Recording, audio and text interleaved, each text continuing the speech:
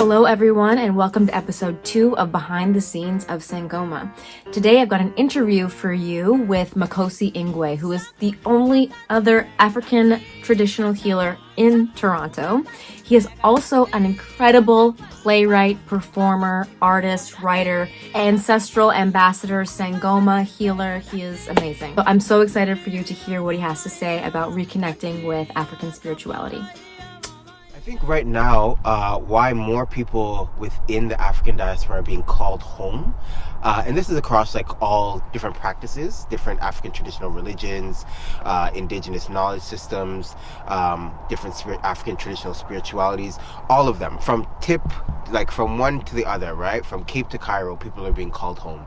And the reason for that is that, one, the veil is very thin right now. And so what that means is that the spirit world and our world are a little bit closer than they used to be. So it's a rush that's happening right now, right? Our ancestors are calling us back because they need us to do the work.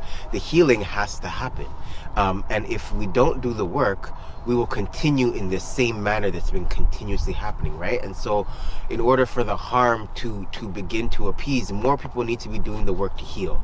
Because what's actually causing so much of the animosity between races, between people, between community members is often generational trauma that is projected onto other people. It's things that we don't understand, that even if we do know a bit of the history, we may not fully be in a space of forgiveness. African traditional religions and spiritualities enable us to forgive ourselves first, so that we are also able to forgive our ancestors. And then in that process, as long as everyone is in agreement, we can also begin to forgive a little bit the people who have caused harm, right? And those can be the beginning steps. But these are the things that are calling us home, right? It's a need for this. We cannot be out here unknowing, we cannot be out here unaware of who we are, who we come from, what our story is, what our knowledge is. If we have no concept of who came before us, then we are doomed, to repeat over and over and over. We're doomed. Because we have no way to figure out how to stop it. We don't understand it, right? This is a big thing that I noticed. There's also a difference between South Africa and here in North America, right? South Africa, you have the Truth and Reconciliation Commission. South Africa, they sat there and they discussed apartheid, ripped it apart, dissected every aspect of it so that they could actually acknowledge the truth of it, the horrors of all of it, and then be able to begin the healing. You cannot begin to heal if you don't admit to the horrors. You have to acknowledge, right? Just like a person who has any form of a substance abuse issue, the first thing they say, the first step is admitting you have a problem. You cannot heal if you do not admit that you have a problem. There's no way you're going to get anywhere, right? And so these are the things that are needed. We need here in North America to admit that there is a problem. And unfortunately, there are some who don't want to admit it and act like it didn't exist and just forget. But that doesn't bring about healing. It just brings about more pain. Why do you think it's important that... I think the reason why this process and this healing requires ancestors is because we are our ancestors. We are the culmination of every single solitary ancestor of ours, right? For example, our grandmothers, while they were in gestation mode and were holding and carrying our mothers and our fathers, our mothers and fathers' reproductive systems were also being formed in that same time. So while our grandmothers were holding our parents, they were also holding us. So we cannot distance ourselves. We are them, they are us, right? And so in order for us to heal, we are having the same issues in different ways that our ancestors did. The racism that my grandmother faced is the same racism that I face.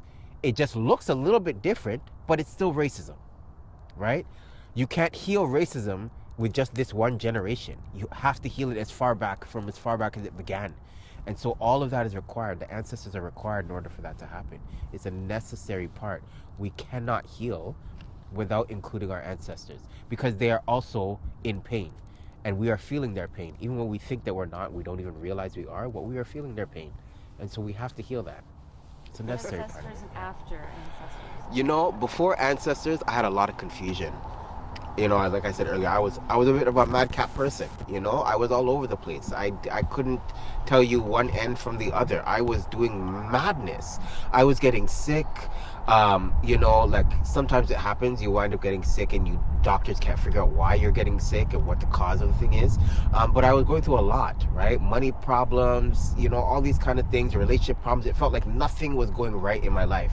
Since that's happened, there is a sense of peace that I find in my life. I am a lot clearer, I think, in who I am. I have less confusion.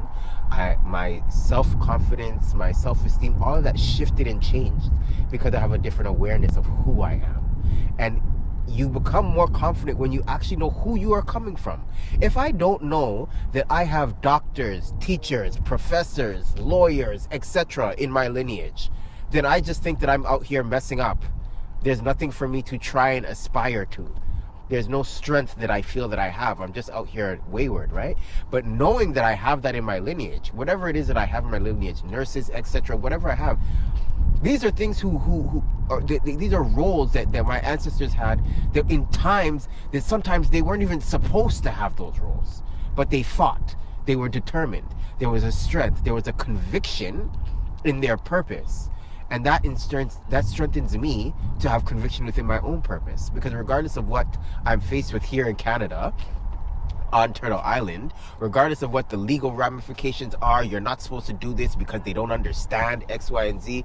I have a determination. I have a conviction in purpose that cannot be swayed.